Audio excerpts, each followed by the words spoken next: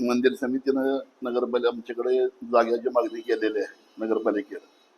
तरी त्या जागेला आमच्या नगरसेवक असू दे किंवा पंढरपूरचा नागरिक असू दे, सर्वांचा आमचा विरोध आहे.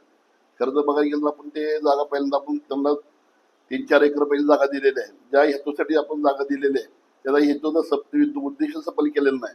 त्याच्यामुळे आपण जागा ती दिलेली आहे ती पहिला काढून घ्यायचा आम्ही प्रयत्न करणार आहे. आणि दुसरं म्हणजे ते अजून तिथं एम आय तलावामध्ये जागाची मागत आहेत, ती जागाच अस्तित्वात नाही.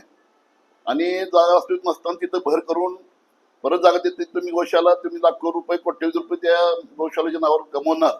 तुमच्या हजारो एकर जमीन असताना नगरपालिकेची एम आय तलावी जागा तुम्ही मागताय आणि प्रत्येकाने असं मागून जर त्या तलावाचं भर टाकून जर पुढे घेतलं तर ते तलाव अस्तित्वात राहणार नाही. त्याच्यामुळं पंढरपूरकर आणि नगरसेवकांनी मोठं आंदोलन उभा करीन ह्या बाबतीत.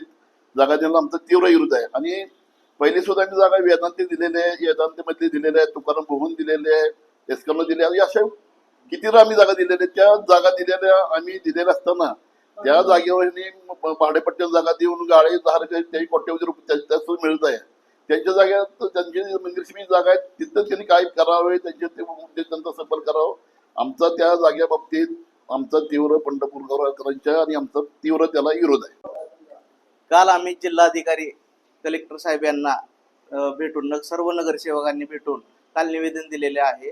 पण मंदिर समितीने वारकऱ्यांना व भाविकांना सोयीसुविधा देणे अपेक्षित आहे, परंतु स्वतःच्या जागा भाड्याने देऊन पुन्हा नगरपालिकेची जागा मागणे हे नागरिक म्हणून मला न पटणारे आहे.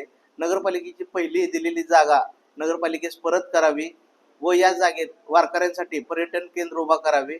एक लोकप्रतिनिधी म्हणून मी नवीन जागा मंदिरास देण्यास आमचा सर्व नगरसेवकांचा विरोध आहे व समस्त पंढरपुरांचा विरोध आहे.